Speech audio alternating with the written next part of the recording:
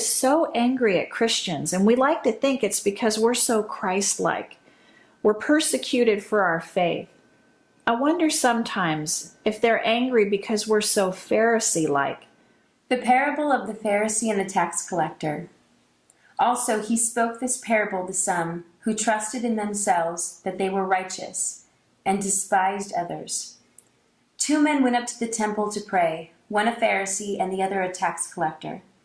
The Pharisee stood and prayed thus with himself, God, I thank you that I am not like other men, extortioners, unjust, adulterers, or even as this tax collector. I fast twice a week. I give tithes of all that I possess. We might not say it out loud, but we sure might think it. And if we're not careful, we may actually start to believe that we're wiser, stronger, and somehow better than other people. Dear God, thank you that I'm fit. I eat right, I take care of myself, I look good. Thank you that I'm not overweight like Carol or Sandy and Kelly. Dear God, thank you that I'm a good mom and I'm raising successful children. Thank you that they're honorable students and not drug-addicted prodigals like Michelle's son or April's daughter.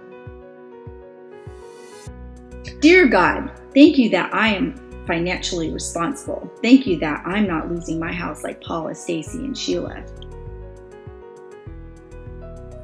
5 years ago, I discovered that I had an evil Siamese twin named Sister Selfie, and her middle name is Pride. And I'm sure you'd agree if you met her, she's downright obnoxious. She can act like she's listening and interested, and she's really thinking about herself. How she looks, how she sounds, what people think of her. She doesn't let people get too close because she's so concerned about getting hurt. She values self-protection over selfless love. She doesn't take criticism very well. She's sure that she's always right and her way is the best and only way. She doesn't pray nearly as often as she should. She tries to do everything all by herself. She's an overthinker. She's far too calculating and cautious. No one likes it when they see our cell phone shining brightly instead of the featured film. And no one likes it when they see Sister Selfie instead of the leading man, Jesus. A reminder to turn our screen brightness down. That lackluster, lifeless, dangerously low spiritual battery may be the result of God's heavy hand of opposition on us. She served me well for a time, but I do know this, her time has passed. I don't need her anymore. I need Jesus, and I need to take his outstretched, nail-pierced hand and hold on for dear life. I need to view myself and the people around me through his eyes.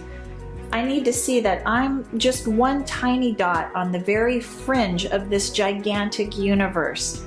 I'm not the center, he is. He must increase and I must decrease. He's God and I'm not. Sister Selfie is missing out on so much life. It's time to part ways with her. How? This is what I did, and this is what I need to keep on doing. Recognize you can't do it on your own.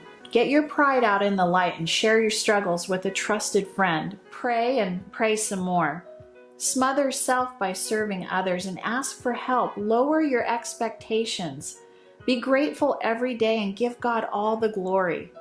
So long, Sister Selfie. It's time to get back to humble living and part 2 of the parable that we started with.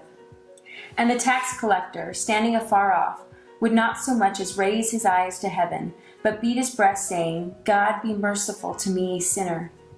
I tell you, this man went down to his house justified rather than the other.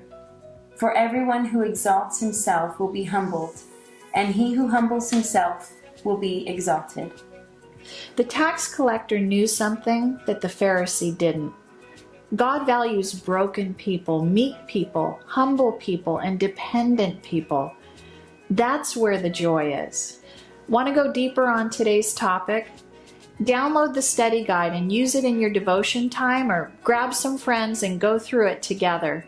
Inspire others by leaving a comment about what inspired you.